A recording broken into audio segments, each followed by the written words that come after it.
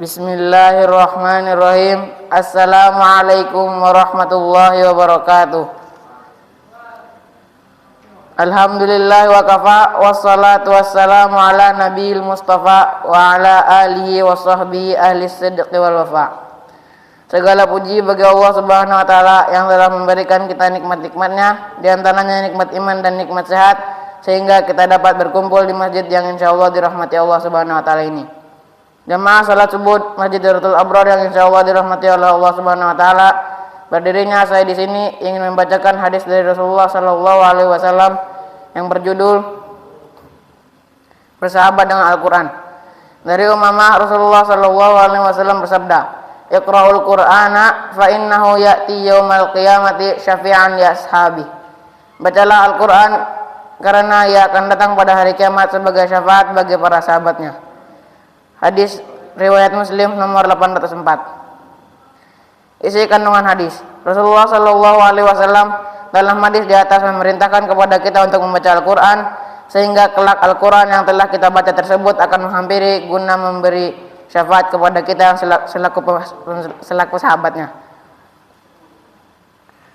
Perintah Rasulullah sallallahu alaihi wasallam yang jelas, bacalah Al-Quran, bahkan dipertegas dengan sabda lanjutannya yang menjadi alasan kita senantiasa membaca Al-Quran, karena ia akan datang pada hari kiamat sebagai syafaat bagi para sahabatnya. Dengan membaca Al-Quran kita akan mendapat syafaat. Untuk menjadi sahabat Al-Quran, mulai saja dengan membacanya, lalu memperbanyak membacanya, sebab membaca Al-Quran itulah obrolan kita dengan Al-Quran kalamullah.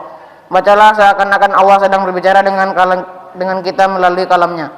Pahami, renungkan, dan taatilah, maka kita akan menjadi sahabat Al-Quran dan kelak akan mendapatkan syafaatnya. Dan itulah pesan hadis tentang Al-Quran di atas. Di dalam Al-Quran kita dapat menemukan panduan hidup yang benar. Sebaliknya, apabila kita jauh dari Al-Quran dan tidak menjadikannya sahabat kita, maka hidup kita akan mudah diperdaya oleh rayuan dan wujudan setan untuk dijadikan sahabatnya. Manakala kita bersahabat dengan Al-Quran, maka kita akan selamat di jalan Allah. Sebaliknya, kalau kita bersahabat dengan setan, kita akan merugi dan jatuh ke lembah kehancuran dan kesesatan. Kecintaan dan interaksi kita dengan Al-Quran juga merupakan ukuran kebersihan hati kita. Jika suatu ketika hari kita merasa berat untuk membaca Al-Quran, bisa jadi itu adalah pertanda bahwa hati kita kotor. Untuk membersihkan, paksakanlah untuk membaca Al-Quran. Insya Allah ayat-ayat Al-Quran yang kita baca akan membersihkan kotoran-kotoran tersebut.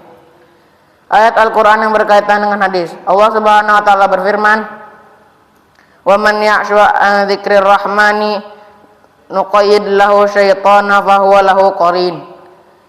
Dan barang siapa yang berpaling dari pengajaran Allah yang maha pengasih, kami biarkan setan menyesatkannya dan menjadi teman karibnya. Surat Az-Zukhruf ayat 36. Allah subhanahu wa ta'ala juga berfirman,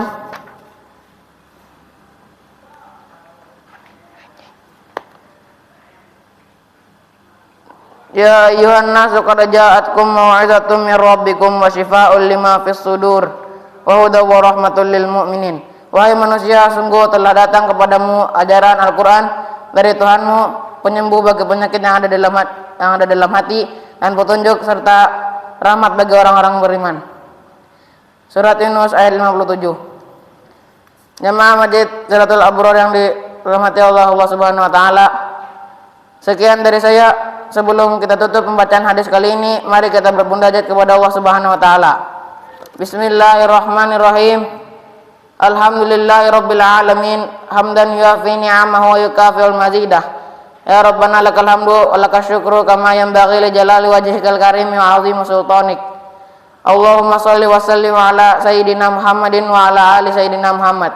Ya Allah yang maha besar dan maha kuasa, kami mohon kepada Engkau ya Allah untuk para pembina, musyrif, pemberi wakaf, orang tua asuh, donatur, dan pengurus yayasan, pengurus ponpes, bapak, ibu, jamaah salat subuh MDZA dan umat muslimin dan muslimat. Diampuni dosa-dosanya, dosa besar dan dosa kecil, disengaja ataupun tidak disengaja. Diberi daya agar dapat melaksanakan semua perintah-Mu dan meninggalkan semua larangan-Mu. Diberi kesehatan agar bisa istiqomah dalam melaksanakan ibadah baik yang wajib maupun yang sunnah. Diberi rezeki yang luas dan berkah agar mau berbagi kepada anak yatim dan duafa dan perjuangan Islam. Diberi kemampuan bisa bersabar jika menerima musibah dan pandai mensyukuri kenikmatan. Diberi keturunan yang qurrata ayun, keturunan yang salih dan salihah. Rabbana atina fid dunya hasanah wa fil akhirati hasanah wa qina adzabannar. Subhana rabbika rabbil izzati amma yasifun wa salamun alal mursalin walhamdulillahi rabbil alamin. Wabillahi taufiq wal hidayah. Wassalamu alaikum warahmatullahi wabarakatuh.